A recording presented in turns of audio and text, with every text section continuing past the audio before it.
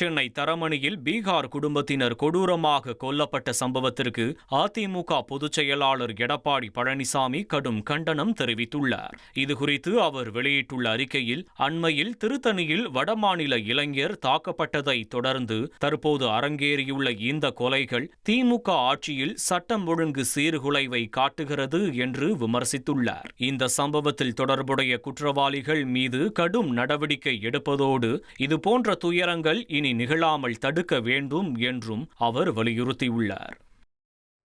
சென்னை தரமணி பகுதியில் வடமாநில இளைஞரையும் அவரது மனைவி மற்றும் குழந்தையையும் சமூக விரோதிகள் கொலை செய்த சம்பவம் பெரும் அதிர்ச்சியையும் வருத்தத்தையும் ஏற்படுத்தியிருப்பதாக திமுக எம்பி கனிமொழி பதிவிட்டுள்ளார்.